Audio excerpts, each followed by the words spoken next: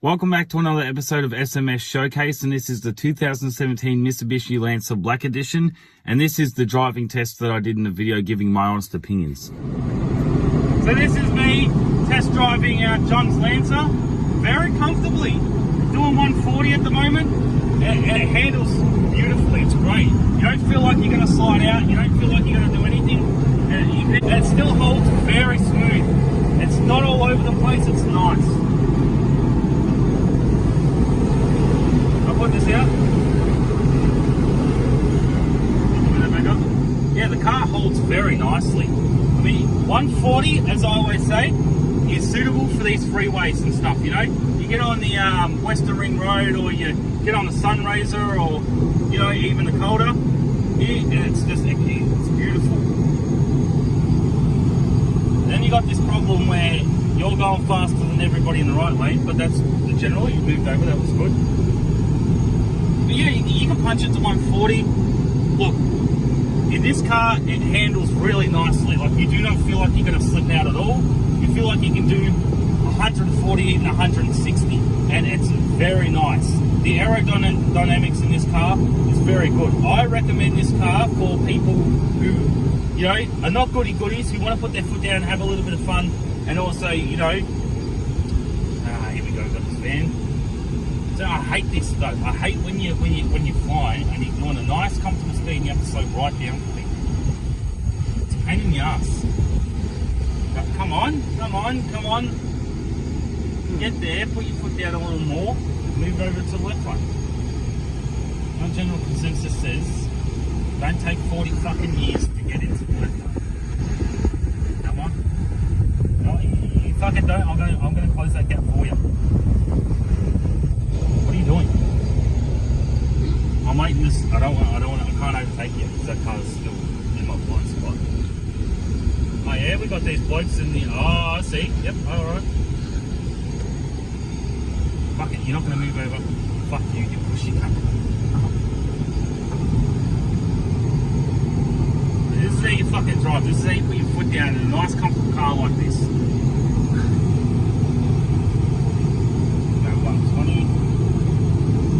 Eventually moved over.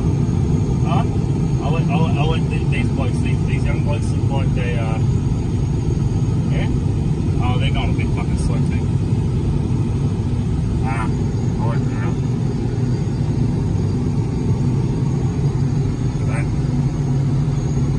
It's up there. And I'll also say too, this is on New Year's Eve. I haven't seen a fucking cop. What fucking blitz? My opinion.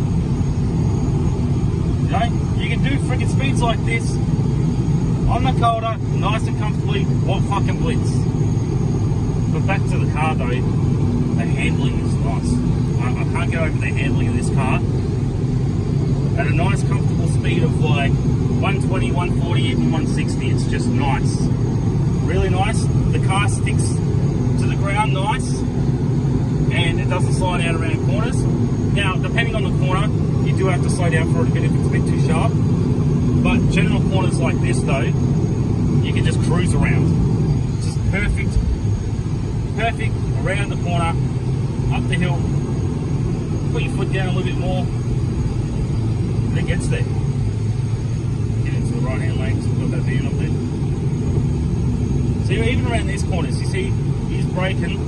I didn't feel the need to brake because the car perfectly handles around the corner really nicely. The Lancers are a really good car for putting your foot down. Even that much, you start to come up to people's asses when they're in the fucking right-hand lane. Good, you moved over. It's really nice, you know? This car is highly recommended for young people, or just people in general, who want to put their foot down, not be goody-goodies with their driving. We're doing just over 140 there. It's nice. Handling is really good. We'll give it a bit of a drive test here. See that there? There we go. Nice flop. There we go.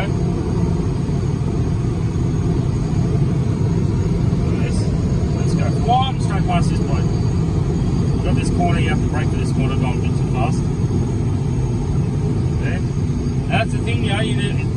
you're doing these speeds and stuff, I always do recommend, and I do say, feel very strongly about this, never push past your limitations. You might be putting your foot down, having a bit of fun, but never push past your limitations. If you feel like you can't take a corner at the speed, you do need to put the brakes on just so you can get around the corner. It doesn't ruin your fun, it just means that you can put your foot down a bit more when you get around the corner. But you've got to be, not being goody-goody, not being responsible, but also being safe though. There's a difference, you know, between pushing past your limitations and having fun. You can do both. You can drive safe and have fun as well. It's what I always say. Now, as you just saw there in the driving test, everything I said about the car was 100% true. But starting off with the first things of the car that I like, and that is, look, the appearance of the vehicle and everything. It's got the nice front end of the car that's got the nice LEDs on it. And the face has had a uplift from the 2014 Mitsubishi Lancer LS, you know, Lancer Sport, the one that Jasmine had.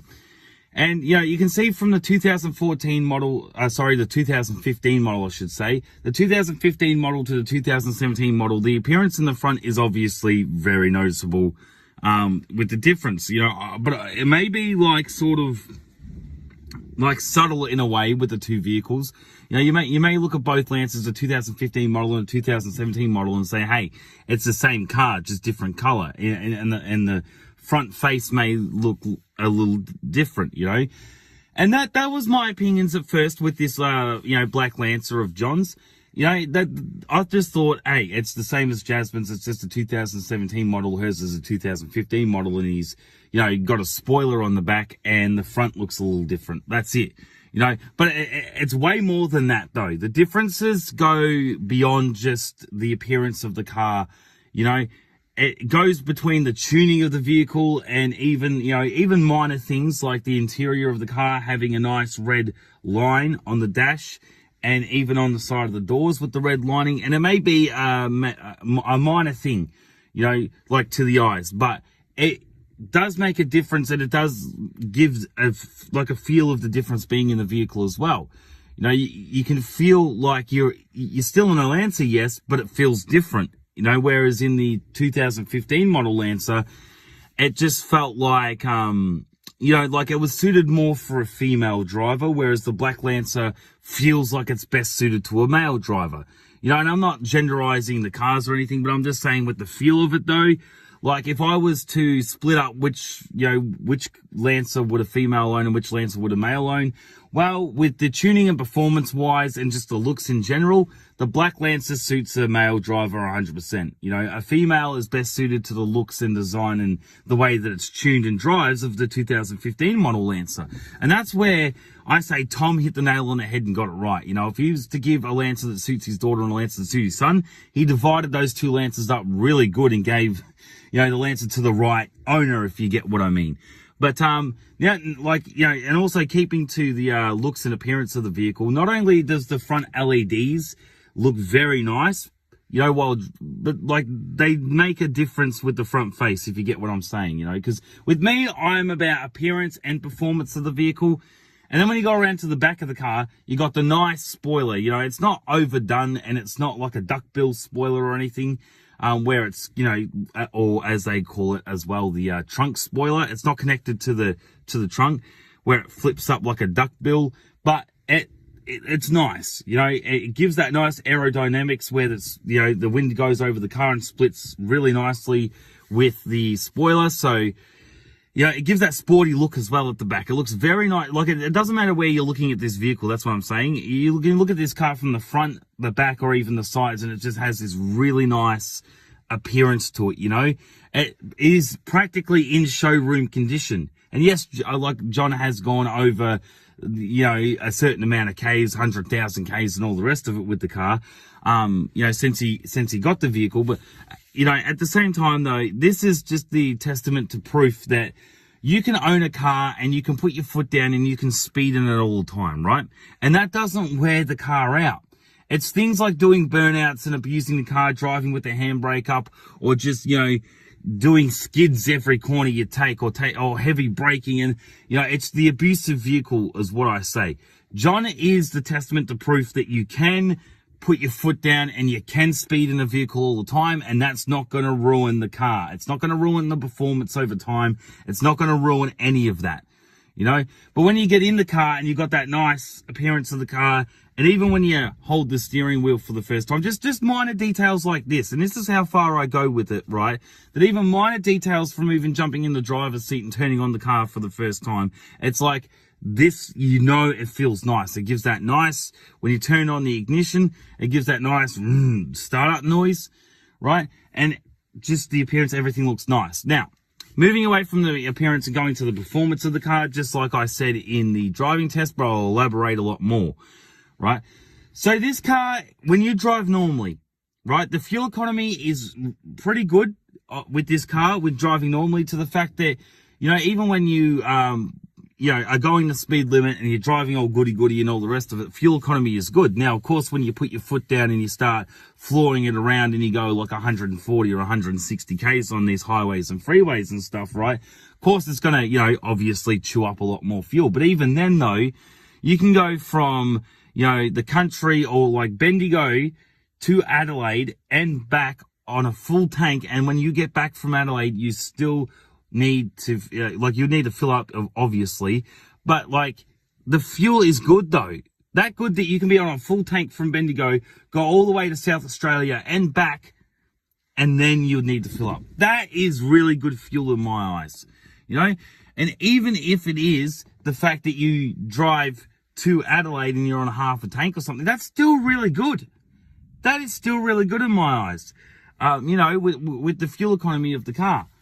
Now, the performance-wise of the car, you know, it's just, it goes. Now, I'm not elaborating on this at all. I'm just telling you 100% of the truth like I did in the driving video. You know, you can go from 120 to 140 to 160 and the car handles beautifully. It handles really good. And even the way it goes into corners, it just crunches and goes into the corners really nicely.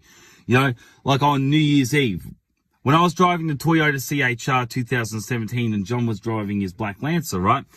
In the CHR, I could get it up to 160, and that car does go, especially when you put it in sports mode, it gives that lot more of a smoother feeling with the steering wheel and the pedals, a bit like looser, where it doesn't feel as tight, right, in the CHR. But even then, when I was going around certain corners at 140 Ks and 140 plus, right, I was pulling away from John in the Black Lancer, he was driving the Black Lancer, right, because the Lancer can take the corners way better than the CHR at high speeds. He could just go into the corners. He didn't really need to brake that much. And if he did, you could brake and then just power through it with the accelerator if it was a tight corner. And that's the good with the tuning and the performance of the car, that it's tuned to what I like to say, a speeder's mentality. This car is no goody-goody. If you're going 100 Ks and you're distracted and you're, you know, distracted in listening to music or distracted in talking to a passenger, right? You'll find this car does not want to sit on 100. It will go up to 110 to 120 Ks quite smoothly, quite easily with the acceleration of it, to the point that you won't even notice. You know, you look back at your dash cluster and you say, holy shit, this car does not like to go goody-goody speeds. This car wants to go, you know, and the thing is, I am more than happy to let the car go what speed it wants to go. If it doesn't even want to sit on 120 and it wants to go 140, let's go, you know? And that's what I like in this Lancer, is the fact that you don't even need to try. Like, you honestly, you do not even need to try to put the foot down to go up to speeds. This car goes to speeds like that, you know? There's no lag, there's no nothing. You know, whether you're at low speeds or even getting to a high speed and you put your foot down, right? The acceleration of the car, you just see the revs and it goes up. You know, some cars, you see it starts to go 1, 2, and then as it gets to 3, it goes, and it goes, and like the gear, right? Of the automatic cars, right? The Lancer goes, and it just goes up, and the needle doesn't even lag. And there's no lag behind the acceleration of when you put your foot down with the revs. You know, it does not lag. You know, when it's changing through the gears to get to speed. It is very good with that as well. Not only acceleration at high speeds in the way that you can hold the car and it goes through corners and the fuel economy, but it's also very, also the appearance as well. It's also very good with not lagging on the revs. You know, like, as I said, in certain cars, when you put the foot down, you can tell when it's changing gears, because you'll see the needle and it go vroom, and it go vroom, like that, and that vroom, right, that I just did, will be the needle, and it will stop and go down and go up again, right? And that's that little bit of lag time. And then at high speed, some cars, even when you're pushing it, and you see the revs go up, it will actually struggle. Some cars will actually struggle to quite get there, right? Whereas in the Lancer, no struggle whatsoever. You just see that needle, you see your normal needle go up, so for example, if you're sitting at 80, you go 80, 90, 100, bang, 110, 120, then 100, 120 to 140, 160, like that. It will just go like that. It will just skip through all the rest of the numbers like that. And then when you're looking at the revs just keep going up, up, up, up, up. And it does not have any lag with the tuning of the vehicle. It is like tuned to what I like to call a me and John mentality of driving. And that being that we don't drive like goody goodies. Now, of course, when I've got, Rosie and Jasmine or, passengers in the car, I'm not going to drive like I normally would drive, right? So I'm going to go 120. Whereas normally, or I'll sit between like 120, 125 and 130, right? That's not my normal cruising with passengers. But when I'm by myself, or I've got John in the passenger seat or something, or somebody who's more comfortable with high speeds sitting next to me, then I'm quite comfortable with going 140, 160. And in the Lancer, that would be, look, the only negative thing that I have to say about this car, I'm not trying to make this car sound like it's a Lamborghini or like it's the best car on the earth, right? I understand there's a lot more better cars out there, especially high performance supercars and, V8 supercharged turbos and all the rest of it, right? All the heavy shit. But this car is still perfect for me or for John. And that's the only negative thing I have to say about the car, is the fact that I don't own the fucking thing. That's the only negative thing that I have to say about this car, is the fact that I'm not the owner of it. That's it. Because, look, to answer the question that John asked, what would I do if I owned the Lancer, the black Lancer? I would more than appreciate that. God, yeah, I would more than appreciate that car. I wouldn't want to get rid of it. I would run that car up to the, so many Ks. I'd run that up to 200,000 Ks. I'd run it up to even 300,000 Ks and see what it's got. And I reckon it would get to the point where I wouldn't give out on the car, but the car would get to the point where I've done that many Ks on the clock of the car, right, that the engine would need to be changed. Because I wouldn't want to give that car up if I had it. And that's the honest answer to the question John asked me. What would you do if you had the black Lancer? I would drive it. I would not, be able to not drive it. Like, for example, right? If I had $20,000, Tom's selling this car for $16,000, right? But he said, in quotation marks, if you had $20,000, I'd give you this car for $14,000, right? Family discount, right? I wouldn't care if I'd have to give him the full $16,000 or even $16,500 that he was originally asking for the car. I would, in a heartbeat. If I had $20,000, if he said you can have it for 14, bang, there, done and dusted. We get it all signed over in my name. I'd grab the car and I would not want to get out of it. I'd be glued to the fucking car. That's how much I like this Lancer. I would be glued to it. Now, of course, I can own 1,000 different like Toyota, Mitsubishi, whatever, right?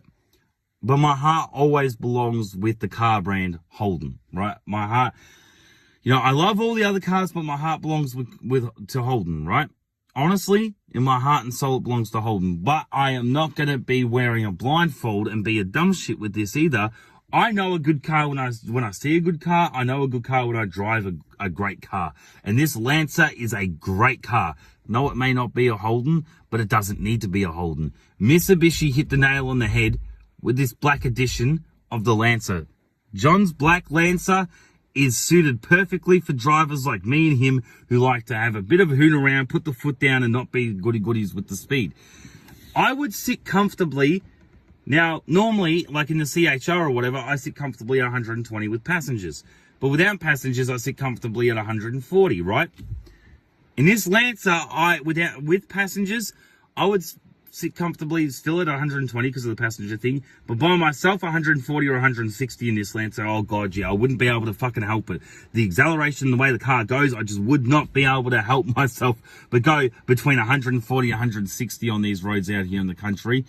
Just, I couldn't help myself. Honestly, because the car is that good with acceleration power and going through corners. It's just great. And as I was saying, right, in my little story time, John was pulling away from me because of how good that the corners, how good the cornering is with that car, that even John gave me the keys to drive the Lancer on the way back, and he drove the 86, because he wanted to feel the sports mode properly. Sorry, not in the 86, the CHR. What am I talking about? I'm getting muddled up. The sports mode in the CHR, because he wanted to have a proper feel of it. And I drove the Lancer back from Bendigo. And God, that thing goes. Not only in the driving test video on the Calder does it go, but actually having a proper long drive from Bendigo back to home. Oh, it's nice. I had no problems keeping up with John in that Lancer. I can fully understand where you can feel comfortable if you're tailing somebody, and like a good majority of the cars, like 80 to 90% of any vehicle that anybody owns these days, right? And truthfully, even if it's a Tesla, I could be sitting behind a Tesla that's speeding on these country roads, and I could even put my foot down in the Lancer and keep up with that very comfortably. This is the type of car that I sort of say is a great car to drive in general. But if you had, like me and John, a mate that you were keeping up with, and they could even be in a Commodore, right? And this Lancer would keep up with the Commodore beautifully on the freeways and the highways out here. Beautifully. Would have no problems keeping up with the car at 160, even at 180, for Christ's sake. This car holds nice and still. And you don't have to do micro corrections or anything in the car. You don't have to, feel like in certain cars, like for example, Tom's Eclipse, or even the CHR, when you start to reach certain speeds, right, you start to feel like it doesn't take the corners good. You have to slow down for the corners, and then you have to, the powering through it's not as easy as it is in the Lancer. And again, I'm not trying to make this car sound like the best car in the world, but I am like sort of, I'm upset to the fact that it's like, that would be a perfect car for me, and I know it would be a perfect car for me. I know how much I'd love it. I know how much I'd appreciate it. Now, the retail value on this car when it was brand new was, from memory, now this, I could be out, but it doesn't matter. This is just rough estimates from me trying to remember. Brand new, from the showroom, this car was $23,000. It had hail damage. Who gives a fuck about hail damage? There was just a couple of dents, right, from some ice rocks in the hood. Oh, wow. That's really going to change how the car drives. To me, legally, that is like that's a roadworthy thingy, right? So we have to bring the price down to like $18,000 or so, right? Hail damage. A couple of ice stones came and hit the fucking car, or some ice rocks hit the car. Who cares? But if you're getting it for cheaper because of that, dealership handing it from dealership to dealership and all the rest of it, right? They just said, you can't blame us if the paint starts to chip in that area because, hailstone damage, right? And that didn't even matter in the long term because John, I'm talking too fast now. John had a collision with the kangaroo, right? Completely not his fault. The dumb fucking thing came out and at the middle of nowhere and just hit his car. Anyway, that hailstone damage wasn't long term. It didn't even matter because when it got fixed up with the insurance job, that hailstone damage was long gone. And then the car went back to its showroom appearance. And even before that, it had a showroom appearance. Who gives a fuck about a couple of hailstones? Honestly, who cares? That's just being fickle with the dealership. Any damage, we have to bring the price down, which is great for the buyer, So I'm happy at that. But normal retail showroom price, $23,000. I think they got it for $18,000, and Tom's selling it for $16,000, right? Which is pretty good. If you buy it for 18 and you can still sell it for 16, that's really good, So, and the fact is, John has kept this car in really good condition. despite the fact that he puts the foot down and he speeds in it and all the rest of it, that doesn't ruin the performance of the car. That does not ruin how the car drives or anything, right? It doesn't ruin the performance. It doesn't ruin the car at all. It just means that you're going through more fuel. That's the only thing. That's the only negative to it, is the fact that when you put your foot down in the car, right, you're just going to go through more fuel, more often. Because of the fact that, of course, it eats more fuel. Obviously, I'm stating the obvious here. But that's it. It doesn't ruin the performance of the car as long as you get the tires changed when you need to, right? And as long as you do the services when you need to, as long as you're keeping up with that stuff, the car is fine. Now, if you're running at like over 10,000 Ks over the service, then that's when people start to have problems with their cars. When they start to abuse it, or they drive it with their handbrake up, or their heavy brake, or they just drive like an absolute fucking cockhead, right? And they're driving it like over 5,000, right? Even to 10,000 Ks over. That's when I start to say, yeah, no wonder why the performance of the car is a bit down, because of course when you're going 10,000 Ks over your service and all the rest of it, you're pushing it. And then you're starting to push it. 5,000, not a problem. But as soon as you get up to 10,000 over the service, yeah. I'm just talking about the abusive vehicles in general, right? Hooning or putting your foot down and speeding is not abusing your vehicle, and I'll say that. Because the fact is, if it was, how is John's Lancer in such good condition when he puts his foot down in that car and drives to the speed that the car is best suited to? The car, as I said, does not want to go slow. It's not a Salty Sultana Grandma car. It is a car that wants to go. And as I said at the start of the video, if the car wants to go, let the car fucking go. Because it is a beautiful car to put your foot down in and hoon around in and just let your hair down. It is a beautiful car. And I recommend this car to anybody who likes to put their foot down a bit. Of course, stop pushing past your limitations. I always say be responsible with that. You can put your foot down, you can speed, but never push past your limitations. When you start to feel like you're pushing past your limitations and stop, that's not me being a goody-goody. That's just me saying, the fact that this car also overtakes very nicely as well. Now when you have to slow down on these highways and stuff for these slow-ass drivers, it pisses me off. But when safe to do so, you can go very nicely and very beautifully past the car that you're overtaking on the highway and just put your foot down, and it's nice. I can't praise this car anymore for the way that it's tuned and the performance of the way that it goes. I can't look at this video starting to turn into me just talking about how the car is, with the acceleration and how it goes. But it's the truth though. I can't praise the car enough with that. That's why I'm upset that the car's not going to me. But I don't want Tom to be lost out of $16,000 either. So fair enough. I don't just expect him to hand a car that he can get $16,000 just to me. Just because I want it, just because I love the car. It would be nice, but I understand where he's coming from. Of course, if I was in his position, yeah, but it would just be a beautiful car to own. It seriously would, and I would take care of it. I wouldn't abuse a good thing of what I have in that car. I honestly wouldn't. I would love the car to death. I would love owning that car so much that I would want to find every opportunity to get in it and drive it as much as I possibly can. And I would never, ever get sick of driving that car. Every time John's let me have a drive of that Lancer, I've just sat back and enjoyed it because it just feels nice. It's comfortable. It's just like practically like you sit there and you can crack open a drink. You can put your foot down and you can just feel so comfortable in it. You don't need to try, you don't need to micro correct it. You don't need to feel like the car's off balance or anything. It is perfectly balanced and it is perfectly tuned. So yeah, I don't know if there's any much more that I can say about the car before I start just repeating myself and going around in circles. I think I'm already starting to do that because I can't, practically along the lines of, I can't praise the car anymore for what it does. For the appearance wise, the LEDs on the front of the car and the front bumper and the grill and everything just, it suits really nice to update the, you know, it's like if Mitsubishi was going to update the Lancer just a little bit, not fully, not do what Toyota did with their 86 where they, you know, made it look substantially a bit different.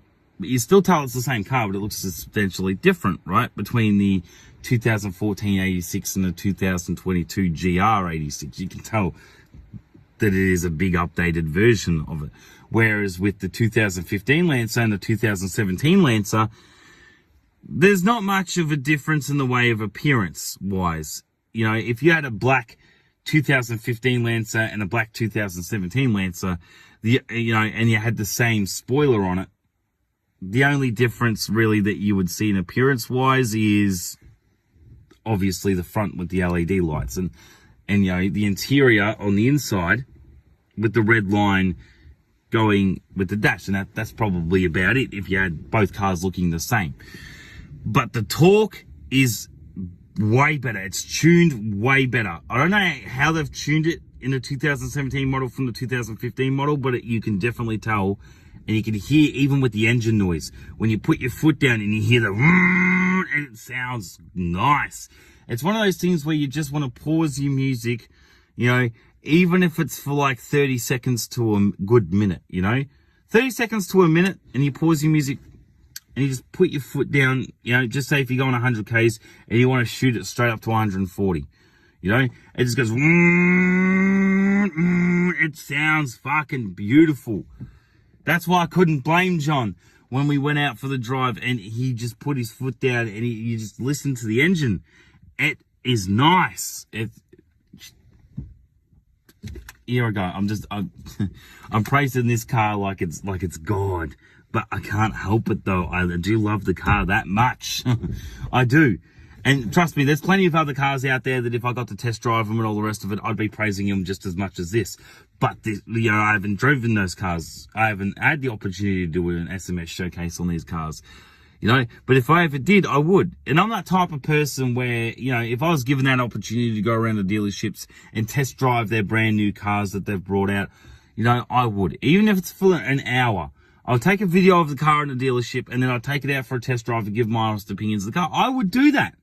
Quite honestly, I would do that if I was given the opportunity to do those types of videos, because I love cars. I love test driving cars. And when I was given the opportunity to give this, you know, drive this Lancer, it was just so nice. So the score that I normally, with the SMS showcase, right? The score that I give this car out of 10 is an 8. And the reason why I give it an 8 out of 10 instead of a 10 out of 10 is because, of course, the 10 out of 10 is held to the King Glory HSV Maloo.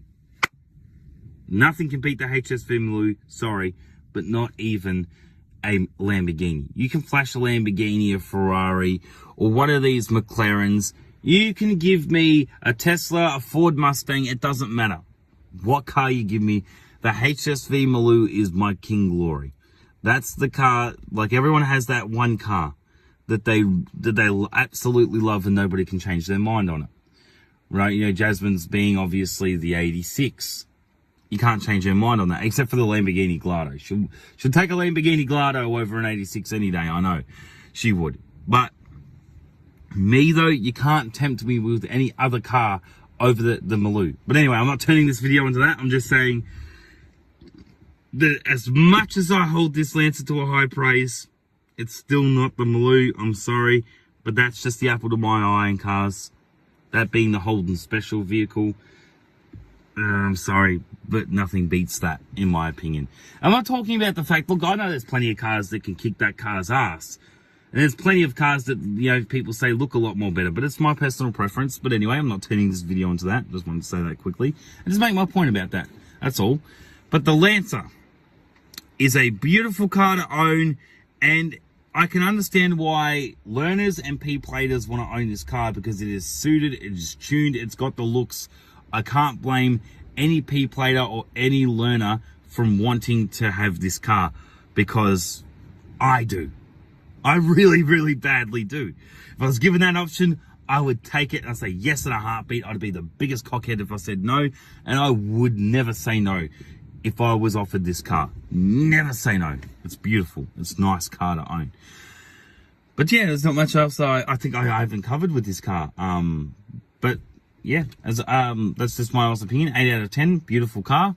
I can't really fault it at all, except for the fact that I don't own it. That's the only negative that I can give it, is the fact that I don't own the car, and that's it. But yeah, other than that, thank you for watching this episode of SMS Showcase. And this has been the 2017 Mitsubishi Lancer Black Edition. As always, if you're not videoing it, it ain't worth shit. Take care, guys.